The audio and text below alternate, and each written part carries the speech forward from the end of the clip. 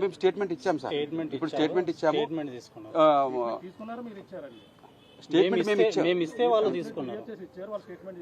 అవును సార్. కాబట్టి ఇందులో ఎక్కడ మాకు అన్యాయం జరగకుండా సార్ వాళ్ళు అని హామీ ఇచ్చారు మాకు. ఖచ్చితంగా నిందితులకు శిక్ష పడేలాగా మేము పనిచేస్తామని చెప్పి. పడకపోతే మాత్రం ఒకవేళ శిక్ష పడకుండా తప్పించే పరిస్థితులు ఏమన్నా ఉంటే మేము ఖచ్చితంగా పోరాటం అయితే చాలా చాలా దూరం వెళ్తాం. పోరాటం అయితే ఖచ్చితంగా వదిలే ప్రసక్తే లేదు. కానీ మాకు డిపార్ట్మెంట్ వాళ్ళ మీద నమ్మకం వచ్చింది. ఇప్పుడు వాళ్ళు ఖచ్చితంగా ఎలా చేస్తున్నారో మాకు అర్థమైంది. అది అలాగే ముందుకు కొనసాగి ఆ న్యాయం జరిగేలాగా మేము జరుగుతుందని నమ్మి సాటిస్ఫై అయినాం. మేము మాట్లాడితేనండి వాళ్ళు అన్నారు అంటే ఇప్పుడు అప్పటికే మా సిబ్బందిపై దాడి చేశారు. వాళ్ళు పోలీసులకి ప్రకాశ్ నగర్ పోలీసులు ఫిర్యాదు చేసాము. వాళ్ళు వచ్చే లోపలనే వీళ్ళు పారిపోయే ప్రయత్నంలో జరిగిందని కూడా చెప్పుకొస్తున్నారు. వాళ్ళు అలాగా ప్రవర్తించకుండా ముందే వాళ్ళు పట్టుకుంటే బాగుండనేది చెప్పుకొస్తున్నారు. యాజమాన్యం నిర్లక్ష్యంగా పడుతున్నారు. అంటే అక్కడ వాళ్ళు గొడవ పడిన తర్వాత పట్టుకోవాలని చెప్పి వాళ్ళ దగ్గర టాకింగ్ పీస్ చెప్తారు కదా, ఇట్లా తాగి ఉన్నారు వాళ్ళు జాగ్రత్త అని చెప్పి. ఆ విషయంలో వాళ్ళని ఆపడం కొరకు గేట్ ఆపడానికి ప్రయత్నం చేశారు. అక్కడ ఈయన దొరకకుండా తప్పించుకోవాలనే ఉద్దేశం కూడా ఉండిండొచ్చు ఏది చంపిన వాళ్ళకి. కానీ నేననేది ఏంటంటే వాళ్లకు మైండ్లో తెలియకుండా చేసింది కాదు. చనిపోతారనేది క్లియర్గా వాళ్ళకి అర్థమవుతుంది. అయినా కూడా తలపైన ఎక్కించిపోయినారు అంటే వాళ్ళు కావాల్సి చేసినారని నేను నమ్ముతున్నాను సార్. ప్రభుత్వం అయితే ఏ సహకారం లేదు సార్. మేము ఇంతకుముందు హైదరాబాద్లో న్యూస్ ఛానల్ కూడా చెప్పాము, మాకు ఎలాంటి సహకారం లేదు. అఫీషియల్గా వాళ్ళు ఎలాంటి మెసేజ్ ఇవ్వలేదు. హాస్పిటల్ ఖర్చులు కానీ హాస్పిటల్ విషయం కానీ మేమున్నాము నీకు అని చెప్పి. ఇక్కడ లోకల్ ఎమ్మెల్యే గారు ఫోన్ చేశారు ఒకసారి, సార్ మేమున్నాము, ప్రభుత్వం మీ వెంట ఉంటుంది, మీరేం బాధపడకండి, మీరు ఇలా బాధపడుతున్నారు, చాలా బాధ అనిపిస్తుంది, మీకు ప్రభుత్వం మీతో పాటు ఉంటుంది, మీకు సహాయం చేస్తుందని చెప్పారే కానీ ఇంతవరకు ఇలాంటి సహాయం లేదు. ఎవరి నుంచి ఒక మెసేజ్ లేదు, ఎవరి నుంచి ఒక ఫోను లేదు. అంటే ప్రభుత్వం తరఫున ఆయన ఒక్కరే ఒకసారి ఒక కాల్ చేశారు అంతే. నిన్న చేశారు సార్. నిన్నే చేశారు సార్. అదే అనుమానంతో మేము ఈ రోజు క్లియర్ చేసుకుందామని వచ్చాం సార్. కొన్ని అలాంటి అనుమానాలు ఉండి ఇక్కడ ఏమైనా ఇన్ఫ్లుయెన్స్ పనిచేస్తుందా ఏంటి పొలిటికల్గా. ఎందుకంటే తప్పు చేసిన వాడు తప్పించుకోవాలనే ప్రయత్నం ఖచ్చితంగా చేస్తాడు, అది మానవ సహజం. అలాంటిది తప్పు జరగకూడదని దానికి చేయాల్సిన ప్రయత్నాలు డిపార్ట్మెంట్తో మేము చెప్పుకోవాలని చెప్పి వచ్చాము. వాళ్ళు ఎక్స్ప్లెయిన్ చేసిన తర్వాత వాళ్ళు తప్పించుకునే పరిస్థితి అయితే కనపడతలేదు. తర్వాత కూడా వాళ్ళు అలాగే చేయండి అని మేము రిక్వెస్ట్ చేశాం సార్.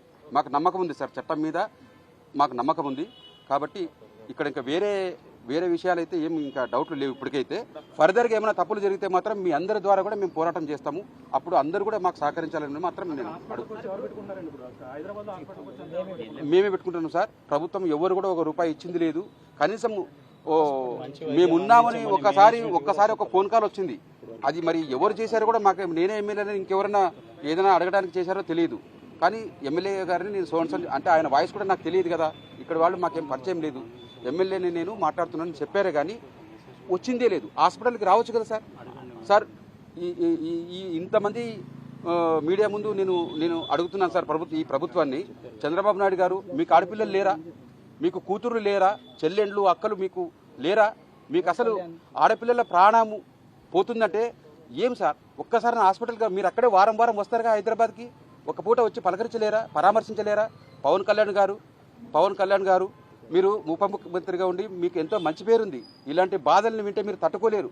మీరు కూడా ఒక ఫోన్ లేదు, ఒక విజిట్ లేదు. ఏం సార్ ఇది? మీరు స్పందించాలి కదా సార్. ఇంత న్యూస్ స్టేట్ మొత్తం ఇంత మారు మోగిపోతుంది, ఇంత దారుణం జరిగింది, అమ్మాయిని ఇంత అన్యాయంగా చంపారని చెప్పి విన్న తర్వాత కూడా మీరు ఒక ఫోన్ చేయలేదు. ప్రభుత్వం నుంచి ఏ స్పందన లేదు. ఎడ్యుకేషన్ మినిస్టర్ గారు లోకేష్ గారు మీరు కూడా ఎన్నో విషయాల్లో మీరు సహాయకంగా ఉంటారు, ప్రజల కష్టాలను అర్థం చేసుకుంటారు.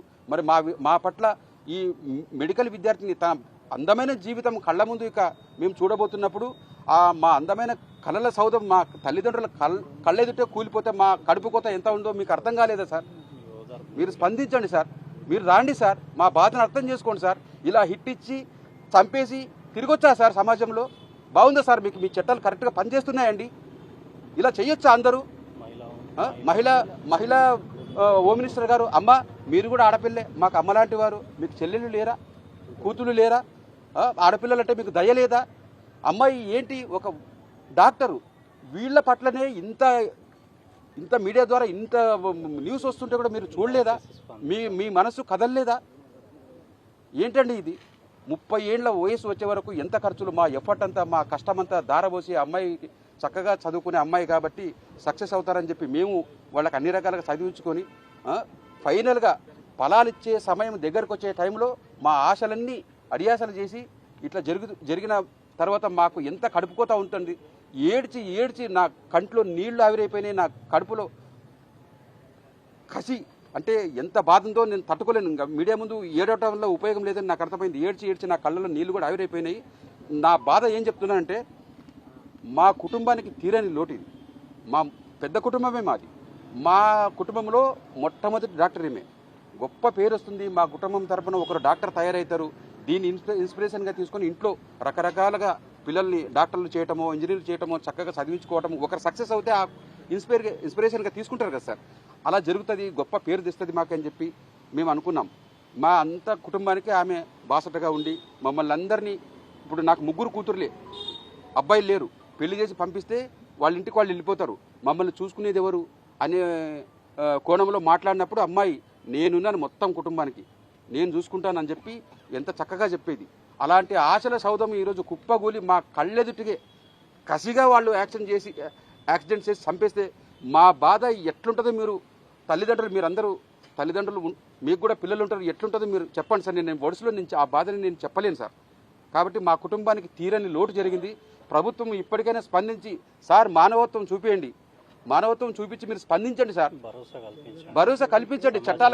ఇప్పుడు చట్టాల మీద భరోసా రావాలంటే ఖచ్చితంగా ఇలాంటి వాళ్ళు కంట్రోల్ కావాలంటే కొంచెం కఠినమైన చట్టాలు మనిషి సమాజంలో ఒక భయాన్ని కలిగేటట్టు చేయండి సార్. మాలాంటి వాళ్ళని మేము ఎన్ని కష్టాలు పడుతున్నాం సార్, ఆమెకు ఎంత ఖర్చులు పెట్టి మేము ఎంత బాధలు పడుతున్నామో మళ్ళీ ఇప్పుడు లక్షల ఖర్చులు భరించాలి. మాకు ఎంత తీరని బాధ కలుగుతుంది సార్.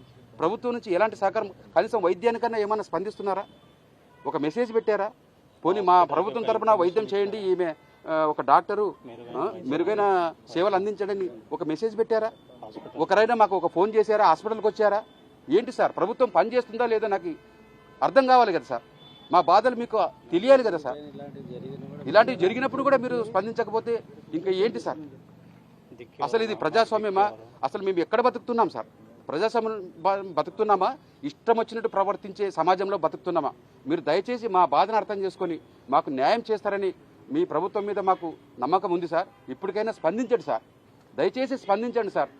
సంబంధిత అధికారులు అందరూ కూడా మాకు న్యాయం జరిగేటట్టుగా స్పందించడం అని నేను మరీ కోరుకుంటున్నాను సార్. డాక్టర్ ప్రియాంకకు న్యాయం జరిగేదాకా పోరాటం ఆగదు చూస్తారు. ఎంత దాకాకైనా చెల్లిస్తాం.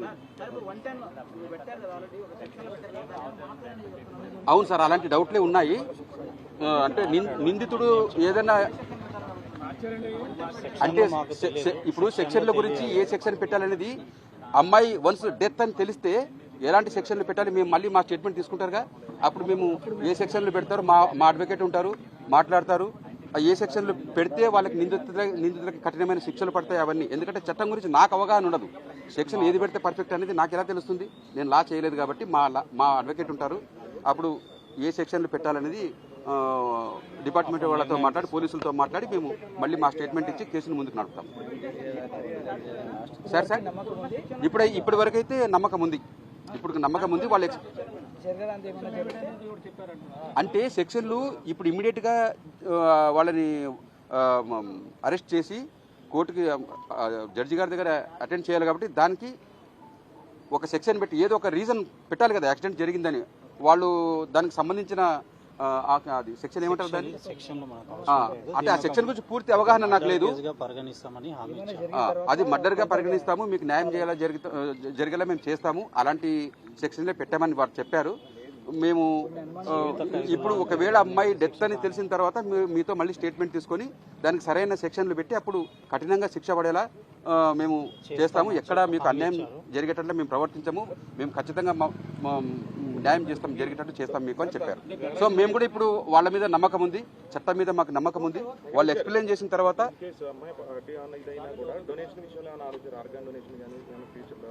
లేదు సార్, అలాంటి మేము ఇంతవరకు నిన్న రాత్రి వరకు కూడా డొనేషన్ గురించి ఎవరితో ఇప్పటి వరకు బతకాలని మేము కోరుకుంటున్నాము. అదే ట్రీట్మెంట్ అవుతుంది. దయచేసి అప్పటి వరకు ఈ అవయవదానం గురించి అడగకండి సార్. అడగకండి. ఎవరికి అవయవాదానం చేస్తామని లేదు అంటే అప్పుడు డిసైడ్ అవుతాం కదా సార్. ఆ క్వశ్చన్ ముందే ఎందుకు? 3 రోజుల తర్వాత బయటకు వచ్చిందని కూడా అనేక ప్రచారాలు జరుగుతున్నాయి సార్. అంటే మీడియాతో మొదటగా జరిగిన మీడియాతో కూడా మాట్లాడడానికి నిరాకరించడానికి కారణం ఏంటంటారు?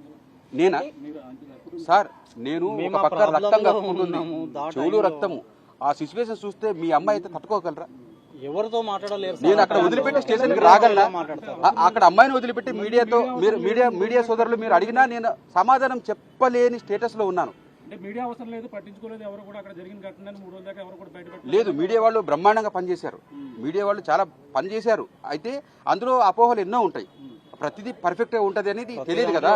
ఇప్పుడు ఎందుకంటే మీడియా వాళ్ళు ఎంతసేపు ఒక వ్యక్తికి అన్యాయం జరిగితే ఆయనకు న్యాయం జరిగేలాగా మేము పోరాడాలని చెప్పి ప్రజల తరపున పోరాడే మీడియాకి నేను చేతులెత్తి నమస్కారం చేస్తున్నాను. అయితే అందులో కొన్ని నిజాలు ఉంటాయి, కొన్ని తెలియని ఇన్ఫర్మేషన్ కూడా మీకు అందుతుంది. ఈ వాస్తవం తెలియాలంటే మాకు డిపార్ట్మెంట్ తరపున తెలుసుకుంటేనే పర్ఫెక్ట్ గా వాట్ ఈజ్ వాట్ అని తెలియాలంటే మేము ఇక్కడకు రావాల్సిందే. కాబట్టి వచ్చాం సార్ ఈరోజు. ఎందుకంటే పేషెంట్ పరిస్థితి కూడా అక్కడ ఏం బాగాలేదు. అది సార్, అంటే మీడియా వాళ్ళని నేను మనస్ఫూర్తి, మీడియా అంటే నాకు గౌరవం ఉంది. మీడియా లేకపోతే ఇంకా ఎన్ని జరుగుతాయో. అయితే మీడియా వరకు వచ్చే ఇన్ఫర్మేషన్ ఎట్లుంటుందంటే ప్రాపర్గా కొన్ని వస్తాయి, కొన్ని రావు, కొన్ని కల్పితాలు ఉంటాయి, కొన్ని ప్రాపర్గా వస్తాయి. కానీ మీడియాని బేస్ చేసుకొని నేను ముందుకు వెళ్ళలేనుగా. మీడియా చేసేది చాలా గొప్ప పనే. అది లేకపోతే ఈ సమాజం మరి ఇంకెక్కడ మారిపోతుందో సార్. కాబట్టి ఇప్పుడు మాకు ఏమిటంటే పోలీసు వారు చక్కగా పనిచేస్తున్నారు. వాళ్ళు పర్ఫెక్ట్గా అన్ని ఎక్స్ప్లెయిన్ చేసిన తర్వాత హామీ ఇచ్చారు, మేము ఖచ్చితంగా మీకు న్యాయం జరుగుతుందని చెప్పి. కాకపోతే ఇంకా డెత్ డిక్లేర్ కాలేదు కాబట్టి ఆ సెక్షన్లు అవన్నీ ఇప్పుడు అప్లై చేయడం అవసరం కూడా లేదు. ఒకవేళ డెత్ జరిగిందంటే మీకు ఎలా చేయాలనేది మాకు ఎక్స్ప్లెయిన్ చేశారు. ఆ సెక్షన్లను అప్లై చేసి నిందితునికి ఖచ్చితంగా శిక్ష పడేలాగా చేస్తామని చెప్పి వాళ్ళు హామీ ఇవ్వడం జరిగింది. ఇందులో ఎలాంటి పొలిటికల్ ఇన్ఫ్లుయెన్స్లు కానీ అలాంటివి ఏమి పని చేయవు అని ఇప్పుడు ఎస్పీ గారు కూడా చెప్పారు. ఇన్ కేసు అలాంటివి ఏమైనా జరిగితే, ఇన్ కేసు జరిగితే మీ అందరూ మీడియా సోదరులను నేను కలిసి మా పోరాటం ఎక్కడి దాకైనా నా ప్రాణాలు పోయే వరకు నేను పోరాడతా. అదైతే కన్ఫామ్ సార్. అప్పుడు మీ సహకారం ఉండటం వల్లనే సమాజంలో కొన్నైనా వెలుగులోకి వచ్చి తగిన చర్యలు తీసుకోవడానికి స్కోప్ దొరుకుతా ఉంది. ఇప్పుడు ఏదైనా జరిగిందంటే మనం క్వశ్చన్ రైజ్ చేసినప్పుడే వాస్తవం ఏమనేది బయటకు వస్తుంది కదా సార్.